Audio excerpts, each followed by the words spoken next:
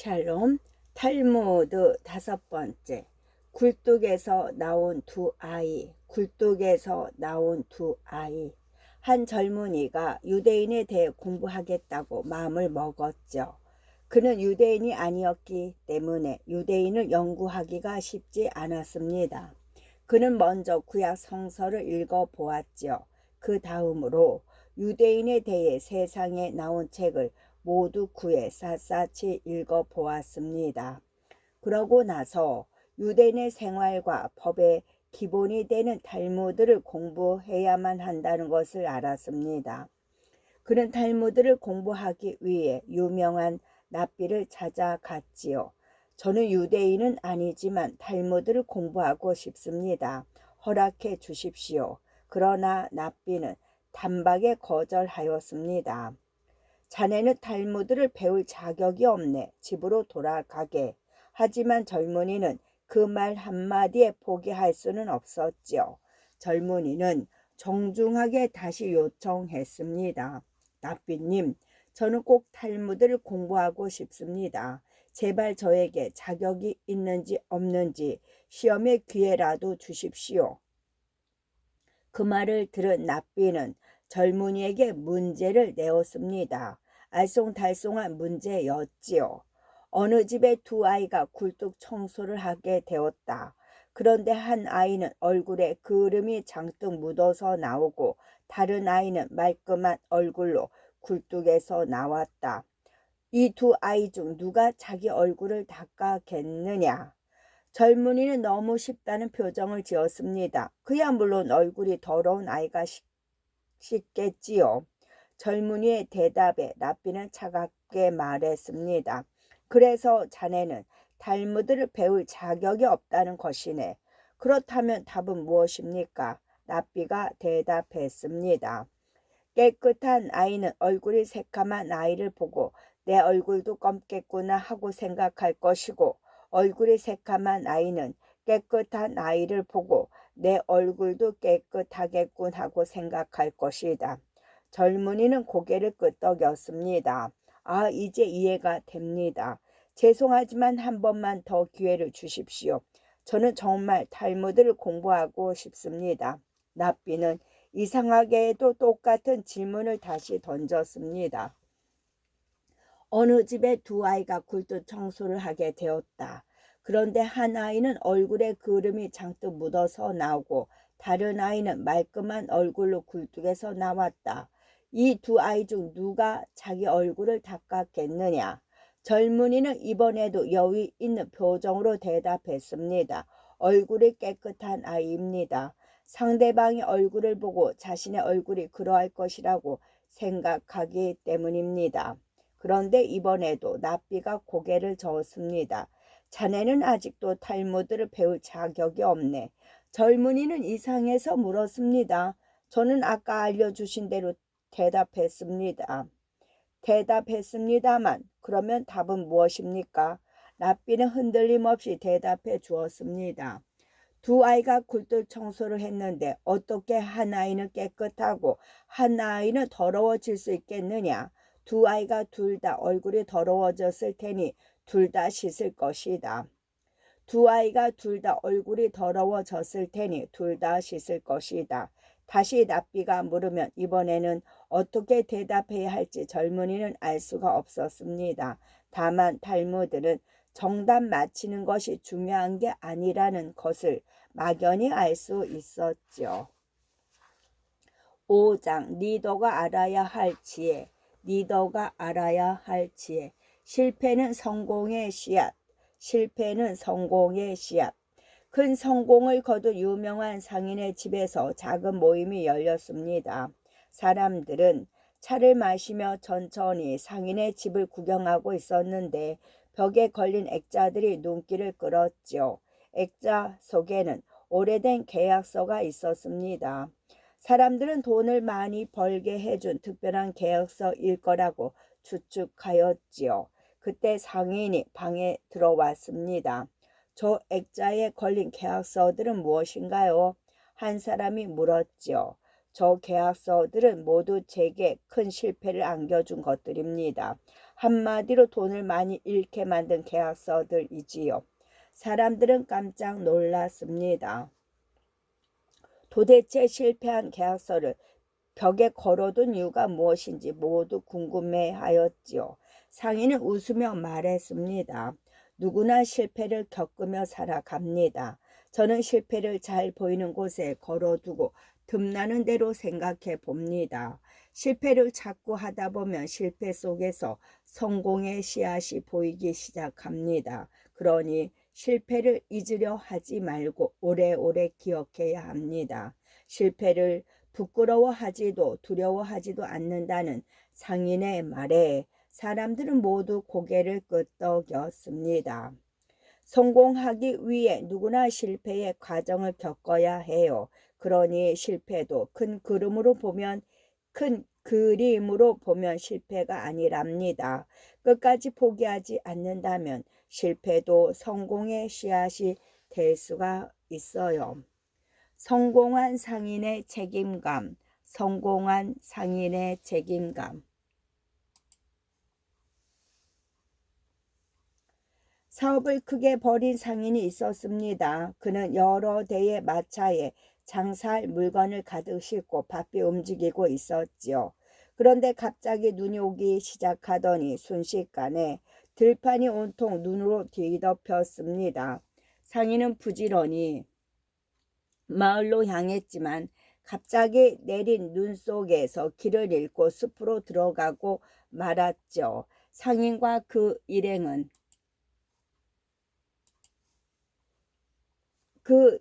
상인과 그의 일행은 오랫동안 숲을 헤맸습니다.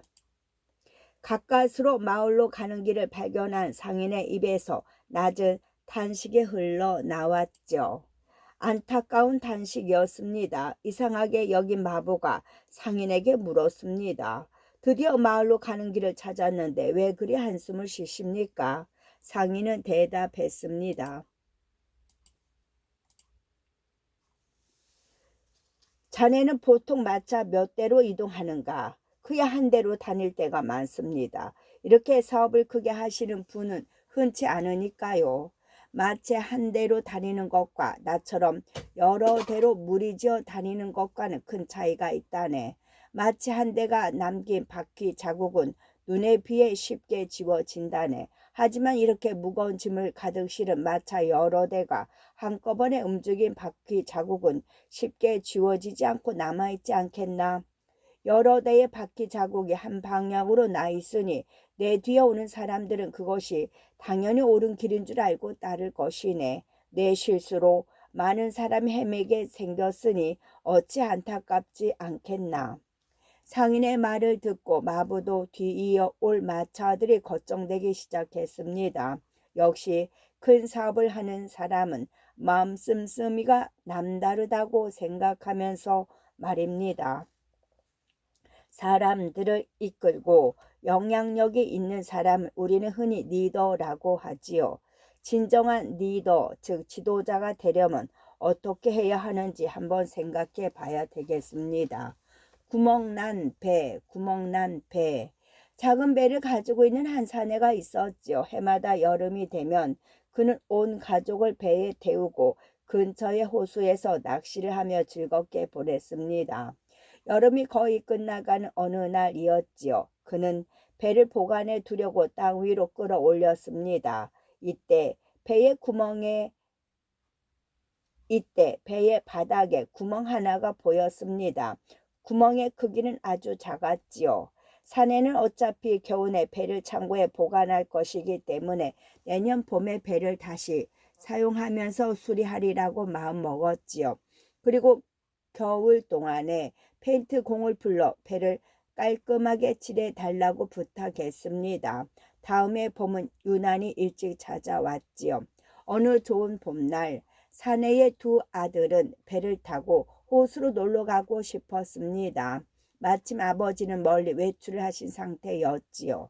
두 아들은 예쁘게 칠해진 배를 꺼내 물에 띄우고 너른 호수를 향해 노를 저어 갔습니다. 사내가 집에 돌아왔을 때 이미 두 아들은 호수 멀리 가서 보이지도 않았지요. 사내는 배에 구멍이 있었던 것을 생각해내고는 얼굴이 하얗게 질렸습니다. 두 아들은 아직 수영을 잘하지 못하였지요. 그는 헐레벌떡 이웃들에게 도움을 요청했습니다. 이웃들이 사내를 돕고자 자신의 배를 꺼내려고 하는데 저 멀리서 두 아들이 배를 타고 돌아오는 것이 보였지요. 무사히 돌아온 두 아들과 뜨겁게 포옹한 사내는 배를 살펴보았습니다. 그런데 배에 구멍이 깔끔하게 막혀 있었어요. 그리고 배의 밑바닥은 깨끗하게 페인트 칠이 되어 있었습니다. 이럴 수가. 페인트공이 지난 겨울에 배에 구멍을 막아 주었나 보군. 사내는 고마운 마음에 사례금을 두둑히 챙겨서 페인트공을 찾아갔습니다. 선물과 사례금을 페인트공에게 내밀자 그는 고개를 갸우뚱했어요. 저는 지난번 배를 페인트 칠한 값을 충분히 받았습니다. 이 돈은 무엇입니까? 사내는 자초지종을 설명해 주었어요. 배에 작은 구멍이 뚫려 있었는데 당신이 그 구멍을 고쳐 주었습니다. 제가 부탁한 일도 아닌데 말입니다. 덕분에 오늘 두 아들이 무사할 수 있었습니다. 사내의 말에 페인트공은 당황스러워하며 말했습니다. 저는 페인트칠을 제대로 하기 위해 구멍을 막았을 뿐입니다. 또 그 구멍을 막는 데에는 채 몇 분이 걸리지 않았습니다. 살해하신다 하여도 이 돈은 너무 많습니다. 사내는 감사의 눈으로 페인트공을 바라보았습니다. 사실 저는 그 구멍을 까맣게 잊고 있었습니다. 당신이 구멍을 고쳐주지 않았다면 저는 두 아들을 잃었을 겁니다. 당신이 구멍을 맞는데 든 시간은 단 몇 분이었지만 덕분에 소중한 두 아들의 목숨을 구했습니다. 부디 받아주십시오. 페인트공은 끝까지 사양했지만 사내는 억지로 선물을 안겨주고 나왔지요. 오한이 벙벙한 페인트공은 페인트질을 꼼꼼하게 하기 위해 구멍을 막았다는 사실이 생각났습니다. 그런 자신의 작은 노력이 사람을 구했다는 사실을 믿기지 않았지요. 사람 목숨까지 구할 줄은 몰랐는데 그는 마음 한편이 뿌듯해지는 것을 느꼈습니다. 위대한 일은 작은 행동 하나에서 시작되기도 해요. 그 작은 행동은 원칙을 지키는 평범한 태도일 수도 있고 작은 호의일 수도 있어요. 누가 보지 않아도 자신이 맡은 일은 철저히 해야 하는 이유에 대해 생각해 봅시다. 2시간의 일. 어느 임금에게 커다란 포도밭이 있었습니다. 그곳에서 그는 많은 일꾼에게 일을 시키고 있었죠. 많은 일꾼 가운데서도 한 일꾼은 능력이 뛰어나 임금의 마음을 사로잡았습니다. 어느 날 임금은 포도밭을 찾아갔습니다. 재능이 뛰어난 일꾼은 일찌감치 일을 끝내고 쉬고 있었기 때문에 임금과 함께 포도밭을 거닐며 산책을 하였지요. 저녁이 되자 모든 일꾼이 품삯을 받기 위해 줄을 섰습니다.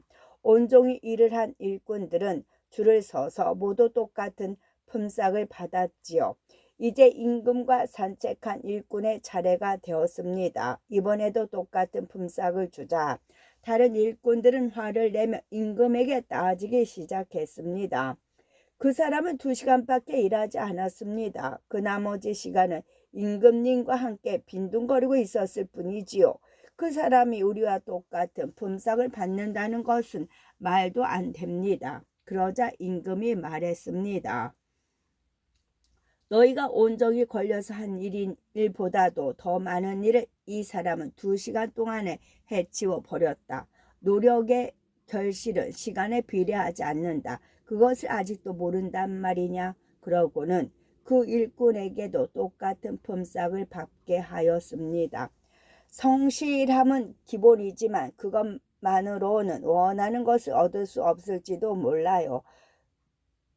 의자에 오래 앉아 있어봐야 머리를 써서 수학 문제를 풀지 않으면 수학 성적은 오르지 않는 것처럼 말이죠. 노력의 결실을 얻기 위해서는 무엇이 필요할까요? 머리와 꼬리의 역할, 머리와 꼬리의 역할. 뱀이란 동물은 다리가 없고 머리가 가는 대로 꼬리까지 스르륵 움직입니다. 머리 가는 길로 꼬리가 다니는 셈이지요. 그런데 머리를 따라다니던 꼬리에 불만이 생겼습니다. 어느 날 꼬리는 머리에 화를 내며 항의를 하였지요. 나는 왜 너를 따라다녀야만 하는 거지? 너는 언제나 나를 마음대로 끌고 다니고 나는 항상 맹목적으로 네 뒤를 따라다녀야 하잖아. 이건 너무 불공평해. 너도 뱀의 일부분이고 나도 뱀의 일부분인데 말이지. 내가 꼭 너를 따라다녀야만 하는 걸까? 꼬리의 불만을 들은 머리가 말했지요. 바보 같은 소리 하지 말고 너 자신을 좀 봐. 너는 앞을 볼 수 있는 눈도 없고 위험을 들을 수 있는 귀도 없어. 생각하고 결정할 수 있는 두뇌도 없고 말이야. 꼬리는 자존심이 상해서 더욱 화를 내며 말했습니다. 나도 할 수 있어. 나도 내가 가고 싶은 곳으로 가고 싶단 말이야. 이제 네가 내 뒤를 따라올 차례야. 머리가 말했어요. 나는 나 자신만을 위해서 이렇게 행동하는 게 아니야. 너까지 생각해서 너를 끌고 다니는 거야. 꼬리가 발끈하며 말했습니다. 그런 말은 귀가 아프도록 들어왔어. 모두 다른 사람을 위해 일한다고 하지만 결국 자신만을 위해서 제멋대로 행동한다고. 누군가 남을 위해 움직이고 있다는 것을 믿을 리가 있을까? 머리는 꼬리의 말을 듣고 이제 더는 꼬리를 끌고 다니는 것이 불가능하다는 생각이 들었습니다. 하는 수 없다는 듯이 머리가 말했습니다. 네 생각이 그렇다면 이제 내가 하는 일을 너에게 넘겨줄게. 어서 앞장서서 다녀봐. 꼬리는 뛸 듯이 기뻐하며 앞으로 나서 움직이기 시작했지요. 그런데 얼마 못 가 뱀은 도랑 밑으로 떨어지고야 말았습니다. 꼬리는 이리저리 헤매 보았지만 어떻게 해야 도랑 밖으로 나오는지 알 수가 없었지요. 결국 머리의 도움을 받고서야 고생해서 도랑 밖으로 빠져나올 수 있었지요. 이번에는 얼마 못 가서 가시덤불 속으로 들어가고야 말았습니다. 꼬리 깊숙이 가시가 박혀 움직일 수가 없었죠. 몸을 움직일수록 가시는 점점 더 깊숙이 꼬리에 박혔습니다. 이번에도 머리의 도움을 받아 가까스로 가시덤불을 빠져나왔습니다. 이제 다시 원래대로 사는 게 어떨까? 네가 이끄는 건 너무 위험해. 하지만 꼬리는 그럴 생각이 없었습니다. 뭐든 자꾸 하다 보면 익숙해지기 마련이야. 나는 평생 너를 쫓아다녔다고. 너도 좀 참아봐. 이번에는 꼬리가 모닥불 속으로 들어가고야 말았습니다. 몸은 저절로 뜨거워지는데 꼬리는 두려움에 휩싸였습니다. 다급해진 머리가 필사적으로 도망 나오려고 했지만 이미 늦었지요. 꼬리에 붙은 불은 몸까지 번졌고 머리까지 모조리 태워버리고 말았습니다. 결국 머리는 맹목적인 꼬리 때문에 죽어버린 것입니다. 한 집단을 이끄는 지도자의 판단은 아주 중요해요. 그래서 지도자가 선택할 때에는 언제나 머리 역할을 할 수 있는 사람을 선택해야 하지요. 잘못해서 꼬리와 같은 자를 선택한다면 우리 모두가 위험해질 수가 있기 때문이에요. 불청객은 나요. 불청객은 나요. 마을에 문제가 생기면 존경받는 사람들이 대표로 모여 회의를 하고 결정을 하곤 하죠. 이번에도 마을의 문제를 해결하기 위해 지혜로운 사람 6명이 추천을 받아 다음날 회당에 모이기로 했습니다. 다음날 아침 회당에 모여보니 7사람이 모였지요. 추천받지 않은 한 사람이 임의로 참석한 것입니다. 납비는 그 한 사람을 가려내기 위해 말했습니다. 이 자리에 참석할 필요가 없는 사람이 한 분 계십니다. 그분은 당장 돌아가 주십시오. 그러자 누가 봐도 대표로 참석했음이 분명한 마을에 존경받는 노인이 벌떡 일어나 밖으로 나갔습니다. 그는 초대받지 않은 사람이 마음이 급하여 그것에 온 것을 알고 모욕을 당할까봐 염려하여 대신 밖으로 나간 것이었지요. 신성한 물. 새 관원이 소지품 검사를 하고 있었죠. 한 유대인의 가방을 살펴보는데 병 하나가 나왔습니다. 당시에는 다른 나라에서 술을 가지고 들어올 수 없었지요. 이 병 속에는 무엇이 들어있소? 물입니다. 성지에서 가져온 신성한 물이지요. 새 관원은 유대인의 말을 의심하며 병마개를 열고 맛을 보았습니다. 물은 무슨 꼬냑이 가득 들어있군. 그러자 유대인이 놀라는 척하면서 말했습니다. 그렇다면 기적이 일어났군요. 사령관의 표정. 이스라엘의 군사령관이 오랜만에 집을 찾았습니다. 아내와 평화로운 저녁 식사를 하고 있는데 한 연락병이 찾아왔지요. 그는 중요한 요새 하나가 적의 수중에 넘어갔다는 안타까운 소식을 전해왔습니다. 소식을 듣자마자 군사령관은 화를 참지 못하고 벌떡 일어나더니 발을 구르기도 하고 손으로 벽을 치기도 했지요. 전략적으로 중요한 요새였기에 그의 분노는 걷잡을 수 없이 커졌습니다. 연락병은 차마 고개를 들지 못하고 벌벌 떨고 있었고요. 그러자 곁에서 지켜보던 부인이 사령관을 옆방으로 불렀습니다. 당신은 요새를 잃어서 안타까워하시지만 제가 보기에는 그보다 더 소중한 것을 잃으신 것 같습니다. 사령관이 씩씩대며 말했습니다. 그것이 무슨 소리요? 또 무엇을 잃었단 말이요? 그러자 부인이 말했습니다. 지금 당신의 표정에는 당황한 모습이 그대로 나타납니다.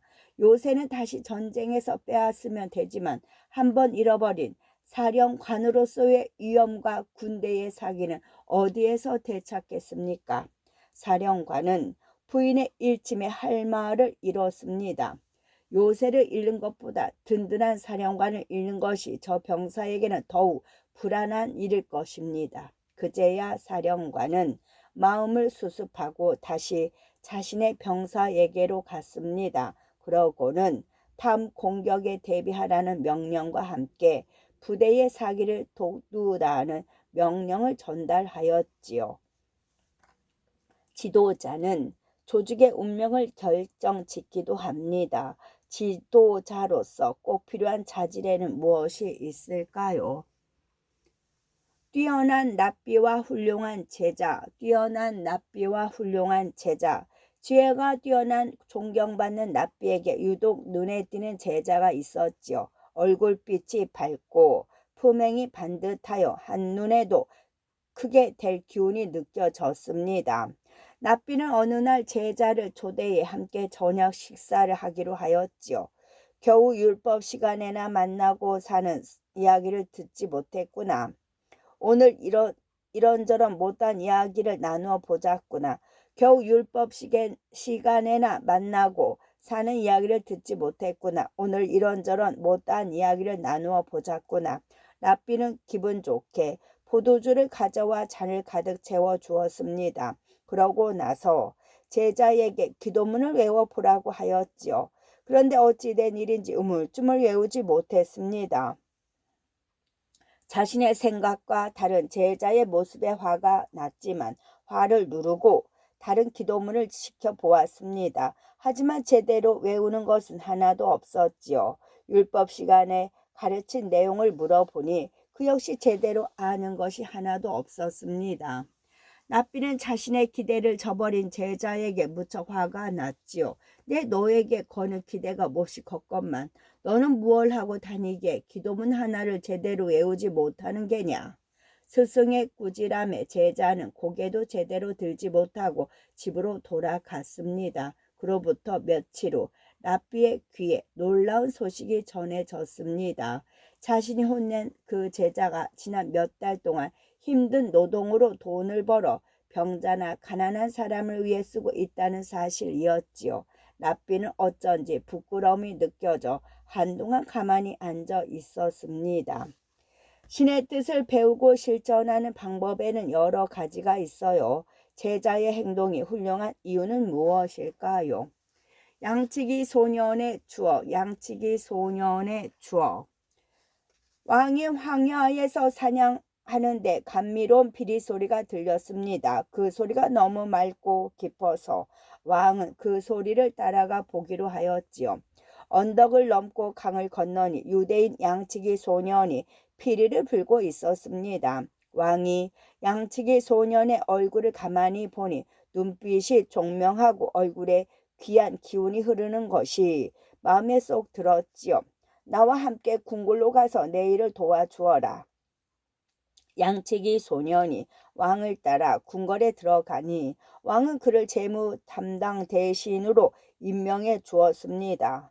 왕의 총애가 나날이 깊어지자 신하들은 그를 시기하기 시작하였지요. 매일 양치기 소년을 내쫓을 궁리를 하다 어느 날 왕에게 아뢰었습니다. 유대인 양치기 소년이 돈을 빼돌리고 있다고 합니다. 정말이냐? 은혜도 모르는 녀석. 역시 유대인은 돈밖에 모르는군. 왕은 화를 내며 양치기 소년의 예금 통장을 조사하게 했습니다. 하지만 소년에게는 아예 계좌가 없었습니다. 그렇다면 집에 현금과 보석을 쌓아두고 있나 보군. 그의 집을 샅샅이 조사해라. 하지만 소년의 집은 검소하게 꾸며져 있었고 아무것도 발견할 수가 없었지요. 그런데 자물쇠가 채워져 있는 수상한 방 하나가 있었습니다. 하인들에게 물어보니 그 방만은 청소를 시키지 않고 양치기 소년만 드나든다는 것이었지요. 신하들은 신이 나서 말했습니다. 그것 보십시오. 저 비밀의 방에 분명 빼돌린 돈과 금은 보화가 있을 겁니다. 왕은 그 방의 문을 부수라고 명령했습니다. 문짝이 떨어져 나가자 방이 열렸지요.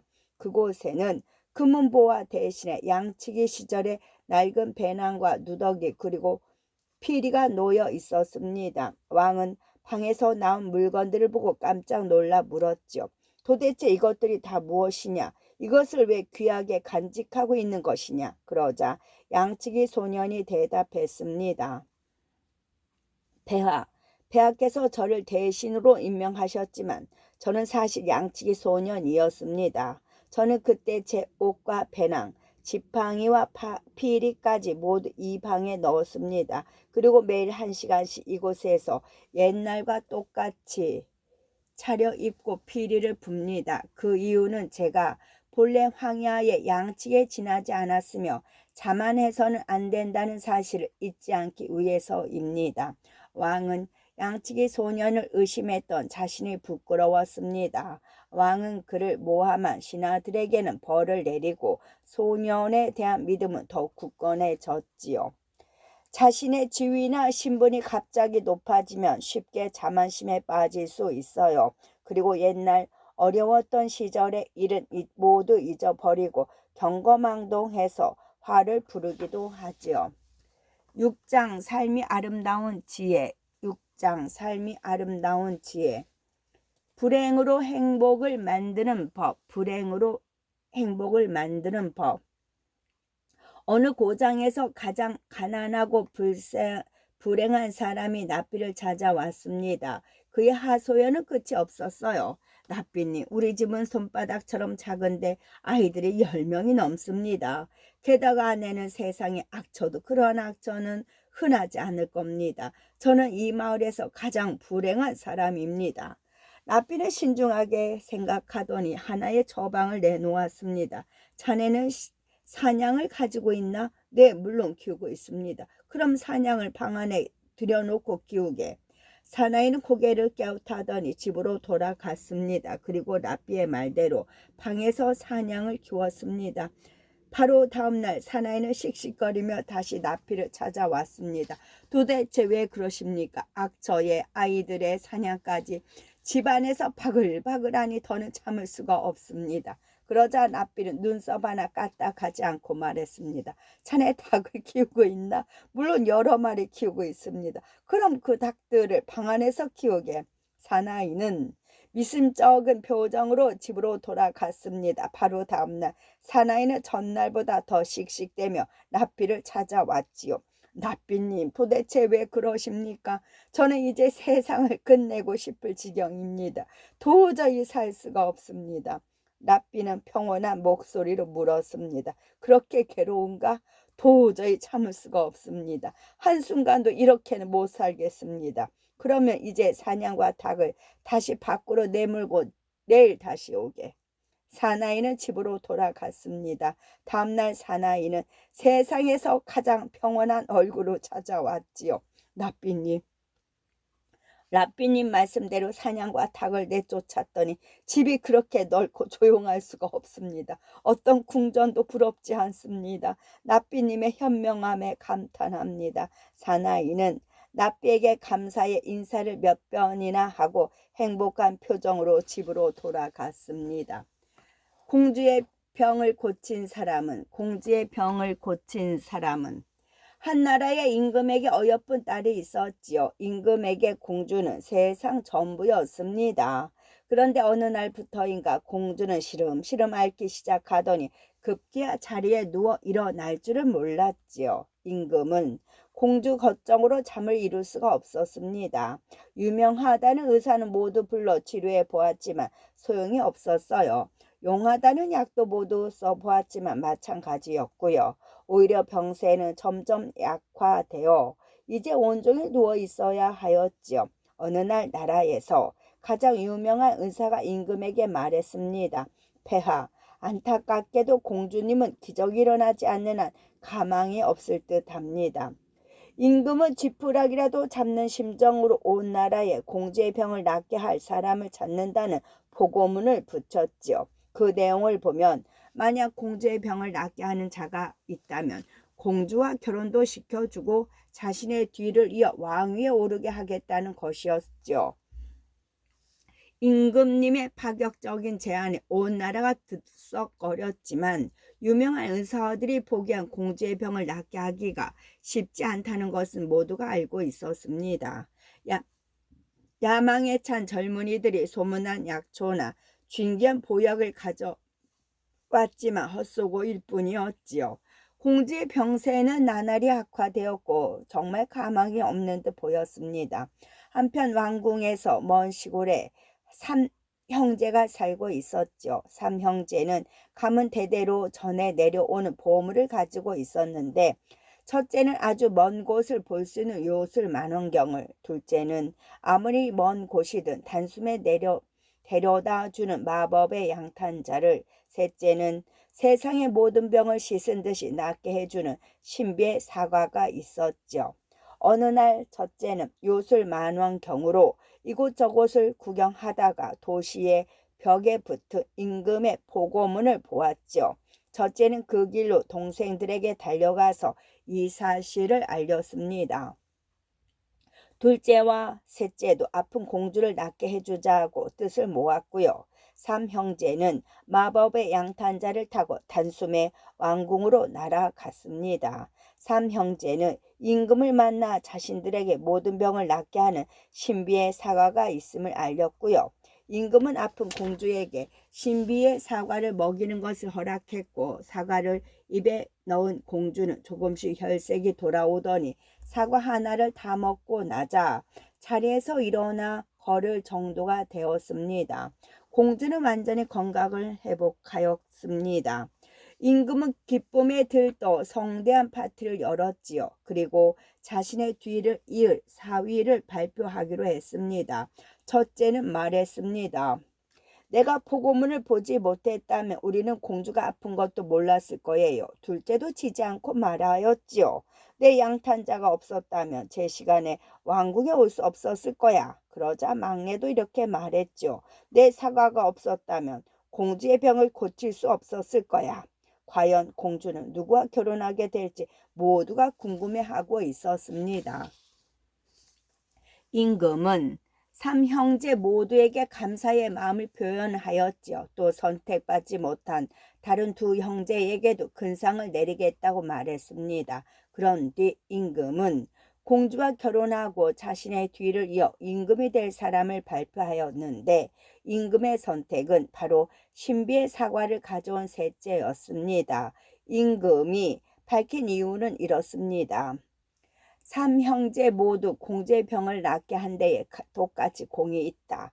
그 중에 나는 셋째를 공주와 결혼시키고 왕위에 오르게 하려고 한다. 그 이유는 셋째는 가진 것 전부를 나의 공주에게 주었기 때문이다. 지금 삼형제를 살펴보면 첫째는 요술만원경을 그대로 가지고 있고 둘째 역시 마법의 양탄자를 그대로 가지고 있다. 셋째는 신비의 사과를 공주에게 주어 버렸기 때문에 아무것도 남아있지 않다. 그는 공주에게 모든 것을 주었기 때문에 그것이 가장 귀중하여 셋째를 사위로 삼겠노라. 탈무드에는 이런 말이 있어요. 무엇을 줄 때 전부를 주는 것이 가장 귀하다. 여러분은 어떻게 생각하시나요? 다음을 대비하라. 다음을 대비하라. 모든 것을 다 가진 부자가 있었지요. 그는 자신의 노예를 특별히 사랑했습니다. 어느 날 부자는 노예를 해방해 주기로 결심하였지요. 그는 커다란 배에 귀한 물건을 가득 실어 노예에게 선물해 주었습니다. 그리고 먼 곳으로 가서 자유롭게 살라고 축복해 주었지요. 노예는 감격과 기쁨의 눈물을 흘리며 부푼 꿈을 안고 먼 바다로 항해를 시작했습니다. 파도가 잔잔한 날이 이어지는가 하더니 그만 어느 날 밤 전에 보지 못했던 폭풍우가 몰려왔지요. 거대한 파도는 그의 배를 집어삼켰죠. 값진 물건도 모두 바닷속에 빠졌습니다. 그는 가까스로 몸뚱이 하나만 빠져나왔습니다. 그는 알몸으로 헤엄쳤고 가까운 섬에 이르렀지요. 과일이 가득하고 동물이 뛰어노는 아름다운 섬이었습니다. 섬 안으로 들어가니 마을이 보였고요. 그는 실 오르락이 하나 걸치지 않은 벌거숭이였습니다. 하지만 마을 사람들은 그를 보자마자 환호성을 지르며 기쁘게 맞아 주었어요. 임금님 만세! 마을 사람들은 그를 왕으로 삼았습니다. 그는 호화로운 궁전에서 좋은 옷과 음식을 마음껏 즐기며 살았죠. 그는 자신에게 일어난 일을 믿을 수가 없었어요. 그래서 시종을 불러 물어보았습니다. 왜 저를 임금으로 여기십니까? 저는 여기 맨몸으로 도착했고 아무것도 해드린 것이 없습니다. 그러자 시종이 이렇게 말합니다. 저희는 살아있는 사람이 아닙니다. 저희는 영혼입니다. 저희는 살아있는 사람이 저희 섬으로 와서 우리의 왕이 되어 주기를 바라며 삽니다. 그러나 조심하셔야 합니다. 1년이 지나면 우리는 왕을 옆에 외딴 섬으로 추방해야 합니다. 그 외딴 섬은 죽음의 섬이지요. 그 섬에는 꽃과 나무는 물론 살아있는 생물은 아무것도 없습니다. 그 말을 들은 왕이 말했죠. 정말 감사합니다. 그러면 저는 1년 후를 위해 부지런히 준비해야겠네요.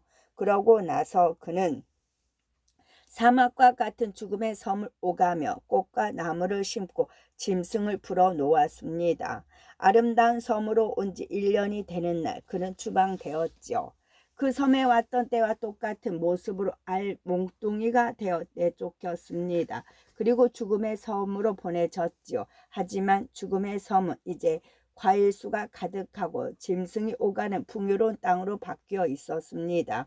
그는 그 섬에 살면서 1년마다 찾아오는 새로운 사람을 맞이하였지요. 그리고 그들과 행복하게 살았습니다. 이 이야기에서 부자는 하나님이고 해방된 노예는 인간의 영혼을 뜻하지요. 그가 포류하다 상륙한 섬이 현세이고 그 섬의 주민들은 인류입니다. 추방되어 간 섬은 내세이며 그곳에 그가 심은 꽃과 과일은 선행을 뜻한다고 하네요. 행복한 사람의 셔츠, 행복한 사람의 셔츠. 재물을 아무리 많이 모아도 세상에는 어쩔 수 없는 일이 있습니다. 평생을 거쳐 막대한 부를 쌓아 올린 부자가 큰 병을 얻었지요. 유명한 의사는 모두 불러 치료를 해보았지만 소용이 없었습니다. 그는 이제 희망이 없는 듯 보였지요. 그때 한 떠돌이 수도자가 찾아와서 말했습니다. 온전히 행복한 사람의 셔츠를 가져와 그의 등에 걸쳐 주십시오. 그러면 반드시 나을 것입니다. 가족들은 행복한 사람을 찾아 길을 떠났습니다. 하지만 온전히 행복한 사람을 발견하기는 쉽지 않았지요. 누구나 행복한 날 다음에는 불행한 날도 찾아오기 마련이니까요. 병자의 아들은 반드시 아버지를 살려내겠다고 결심하고 열심히 온전히 행복한 사람을 찾아다녔습니다. 며칠 몇 달을 걸었는지 몰랐습니다. 길은 숲으로 향했고 숲이 사라진 곳에서 사막이 시작되고 있었지요. 지칠 대로 지친 그의 앞에 작은 동굴이 보였습니다. 그는 그곳에서 하룻밤 묵기로 하였지요. 동굴에 가까이 가보니 동굴 안에서 사람의 말소리가 들려왔습니다. 목소리는 밝고 경쾌했으며 그 내용 또한 행복감에 가득 차 있는 듯 했어요. 오늘도 푹 자야지. 나는 정말 행복해. 더 뭘 바라겠어. 오늘도 어제와 마찬가지로 행복한 날이었고 내일도 아마 그럴 테지. 이 말을 듣자 아들은 온전히 행복한 사람을 드디어 찾아냈다고 확신하였지요. 그는 기뻐서 동굴 안으로 들어갔습니다. 그런데 남자를 마주한 순간 몹시 당황하고야 말았습니다. 그는 아무것도 입고 있지 않았기 때문입니다. 무슨 일이십니까? 알몸의 남자가 물었습니다. 저는 당신이 행복하다고 외치는 소리를 들었습니다. 그래서 저는 당신의 셔츠를 얻어가야 합니다. 당신의 셔츠만이 아버지의 병을 고칠 수 있습니다. 남자는 어리둥절하게 있다가 말했습니다. 보시다시피 저는 아무것도 가진 것이 없습니다. 옷 한 벌 없는 제게 셔츠가 있을 리가 없지요. 그리고 만약 셔츠가 있었다면 지금처럼 행복하지 않았을지도 모르겠다는 생각이 드는군요. 하나님의 보석, 하나님의 보석. 한 납비가 예배당에서 설교를 하고 있었죠. 납비에게는 두 아이가 있었는데 오랫동안 병을 앓아 무척 위독한 상태였습니다. 그런데 납비가 설교를 하는 바로 그 시간에 두 아이는 병을 이기지 못하고 함께 목숨을 잃었죠. 납비의 아내는 싸늘하게 식어가는 두 아이를 부둥켜 안고 한참 울었습니다. 눈물의 기도가 한참 이어진 후 아이들을 깨끗하고 새하얀 천으로 정성스레 덮어 주었습니다. 예배가 끝나고 납비가 집으로 돌아왔지요. 아이들을 만나러 가려는 납비를 아내는 잠시 붙잡아 두었습니다. 그를 1층 응접실의 작은 의자에 앉게 한 후에 아내는 납비에게 물었지요. 물어보고 싶은 것이 있습니다. 지금 물어도 되겠습니까? 납비는 평소와 다른 아내의 행동이 조금 이상했지만 깊이 생각하지 않고 말했습니다. 물론이죠. 무엇이든지 물어보시오. 어떤 사람이 저에게 귀한 보석 2개를 맡기고 갔습니다. 그는 저에게 이 2개의 보석을 마치 저의 것인 것처럼 예뻐하고 아껴달라고 부탁했습니다. 저는 부탁받은 대로 2개의 보석을 매일 아껴주었습니다. 그런데 갑자기 주인이 나타나 자신이 맡기고 간 보석을 돌려달라고 합니다. 제가 어떻게 행동해야 합니까? 납비가 이상하게 여기며 말했습니다. 그거야 내게 물어볼 것도 없이 돌려주어야지요. 당장 보석을 원래 주인에게 돌려주십시오. 아내는 울음을 터뜨리며 말했습니다. 사실은 조금 전에 하나님께서 우리에게 맡기신 보석을 가져가셨습니다. 우리의 소중한 2 아이가 다시 하늘나라로 갔습니다. 납비는 깜짝 놀라 2 아이가 있는 방으로 갔습니다. 아이의 시신을 확인한 그는 그제야 슬픔의 눈물을 흘리기 시작했지요. 부모는 아이들이 자신의 아이라고 생각하기 쉽지만 탈무드에서는 사실 모든 아이는 신에게 속하고 부모는 잠시 맡아 기를 뿐이라고 이야기하고 있어요. 납비의 눈물, 납비의 눈물. 한 마을에 존경을 받는 납비가 임종을 앞두고 있었습니다. 그가 위독하다는 소식을 들은 제자들이 하나둘 모여들었지요.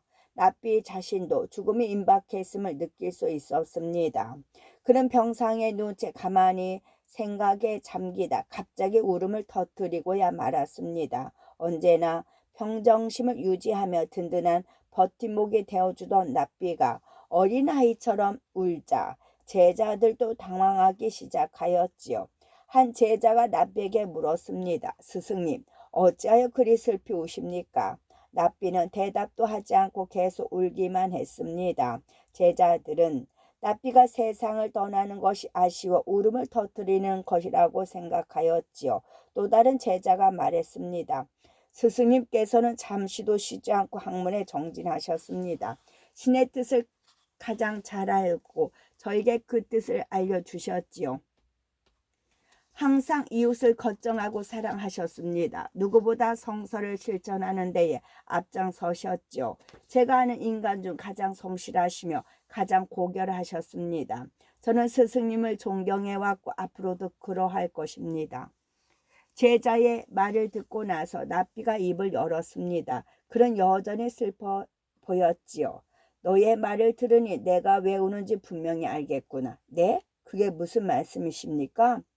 나는 아쉬움 없이 신에게 가고 싶었다. 언제나 이 생의 끝을 생각하고 부끄러움이 없기 위해 노력했다. 나 스스로 매일 묻곤 했다. 나는 신의 뜻을 성실하게 연구하고 있는가? 나는 하나님께 항상 기도하는가? 그 뜻을 어기지 않고 올바르게 살고 있는가? 그 모든 물음에 대해 지금 자신 있게 대답할 수 있으니 무척 다행스러운 일이다. 그런데 한 가지를 놓치고야 말았구나. 그것이 무엇이기에 그토록 서러운 눈물을 흘리십니까? 납비의 눈에서 다시 눈물 방울이 떨어지기 시작했다. 내가 나의 이웃들과 어울려 살아본 적이 있는가? 라고 스스로 물어보니 그렇게 하지 못하였구나. 내 곁에는 항상 책이 있었고 신의 고결한 뜻을 향해 나가며 그 지혜를 나누어 주었다. 그러나 내 곁에 사람들과 마음으로 어울렸던 것 같지는 않구나. 어쩌면 한순간도 함께하지 못했는지도 모르겠다. 그것이 왜 이리 슬픈지 모르겠다. 납비의 숨은 마지막을 향하고 있었습니다. 그의 눈가에는 눈물이 그치지 않았지요. 그가 눈을 감은 후에도 그러했습니다. 납비가 흘린 눈물의 의미는 무엇일까요? 성스러운 방문. 지혜로운 납비에게 아들이 한 명 있었습니다. 성서를 열심히 공부하던 아들은 어느 날 간절한 목소리로 아버지에게 물었습니다. 아버지, 성서에 등장하는 상인들을 제가 만나볼 수 있습니까? 죽은 지도 1년에 몇 차례씩 땅으로 내려온다고 성서에 나옵니다. 그렇다면 성서에 등장하는 성인들도 만나볼 수 있는 거 아닐까요? 납비가 대답했습니다. 그건 네가 하기 나름이다. 항상 성서를 가까이 하고 그 가르침을 실천한다면 성인들도 만날 수 있단다. 아버지의 말에 아들은 더욱 성경 공부에 힘쓰고 율법을 엄격하게 지켰죠. 하지만 반년이 지나도 기적 같은 성인과의 만남은 일어나지 않았습니다. 아들은 조바심을 냈어요. 그때마다 납비는 기다리고 말했습니다. 도대체 성인은 언제 저를 찾아오실까요? 오늘 착한 일을 했다고 내일 모세가 찾아오겠느냐? 조금만 더 기다려 보아라. 그러던 어느 날 납비의 아들은 예배당을 지키며 안식일 모임을 준비하고 있었죠. 그때 남루한 거지가 예배당 문을 두드렸습니다. 며칠 동안 씻지 못했는지 냄새가 고약했고 눈빛은 허기로 번뜩였지요. 몸에 힘은 하나도 남아있지 않은지 금방이라도 쓰러질 것 같았습니다. 거지는 아들에게 예배당에서 하룻밤만 묵게 해달라고 사정하였지요. 아들은 거지의 행세를 보고 냉정하게 거절해 버렸습니다. 이곳은 경건한 예배당입니다. 안식일에는 많은 사람이 모일 것이고요. 신에게 드릴 예배 준비로 저는 오늘 몹시 바쁠 겁니다. 그러니 당신을 돌봐줄 여유가 없을 것 같군요. 미안하지만 이곳에서는 재워줄 수가 없습니다. 별 생각 없이 거지를 쫓아낸 아들은 온종일 구슬땀을 흘리며 열심히 예배를 준비하였지요. 아들이 집에 돌아오자 납비는 아들에게 따뜻한 식사를 주고는 하루의 일을 물었습니다. 오늘 하루는 어땠느냐? 그러자 아들은 감추지 않고 그날 있었던 일을 이야기하였지요. 아들의 이야기를 듣던 납비는 하늘을 바라보며 긴 한숨을 쉬었습니다. 그러고는 안타까워하며 말했지요. 기회를 놓쳤구나. 바로 그 거지가 네가 기다리던 성서 속의 성인이었을 텐데. 아들은 깜짝 놀라며 아버지에게 물었습니다. 아버지, 그러면 저는 평생 이 일을 후회하면서 살아야 합니까? 되돌릴 수는 없을까요? 그러자 납비가 말했어요. 기회는 얼마든지 있다. 하지만 그 기회가 어떤 모습으로 너를 찾아올지는 모르겠구나. 납비는 아들에게 성인은 네가 생각지도 못한 순간에 상상하지 못했던 모습으로 찾아올 것이라고 말해 주었습니다. 아들은 자신의 믿음이 깊지 않았음을 깨닫고 부끄러웠지요. 그리고 할 수 있는 모든 선을 행하라는 성서의 말씀을 다시금 깊이 가슴에 새겨 넣었습니다. 아버지인 랍비가 전하고 싶었던 성서의 가르침은 무엇이었을까요? 나무 심는 노인, 머리가 하얗게 새고 허리가 장뚝 굽은 노인이 정원에 작은 나무를 심고 있었죠. 노인의 이마에는 땀이 송골송골 맺혀 있었고 얼굴은 붉게 달아올라 있었습니다. 손의 움직임도 무척 더딘 것이 나무 심는 일이 노인에게 무척 힘들어 보였죠. 지나가던 나그네가 노인을 바라보며 물었습니다. 어르신, 고생이 많으십니다. 무슨 나무를 그리 심으십니까? 맛있는 열매가 열릴 과실수라오. 나그네는 잠시 고개를 깨우타다 물었지요. 그 나무의 과실이 열리는데 얼마나 걸립니까? 제대로 열리려면 한 20년은 기다려야지요. 노인의 대답에 나그네는 이상하다는 듯 물었지요. 죄송한 말씀입니다만 연세도 있으신데 20년을 기다려야 열매를 얻을 수 있는 나무를 왜 굳이 심으십니까? 그러자 노인이 웃으며 말하였어요. 내가 태어났을 때 우리 집 마당에 과일나무에는 열매가 주렁주렁 달려 있었다오. 우리 할아버지께서 미리 심어 놓으신 것이지요. 나는 그저 나의 할아버지가 내게 해주신 것을 내 후손에게 해주는 것뿐이라오. 우리가 누리고 있는 것은 모두 우리 스스로 노력해서 얻은 것일까요? 나에게도 노인의 집에 있는 과일나무와 같은 것이 있는지 생각해 봅시다. 끝.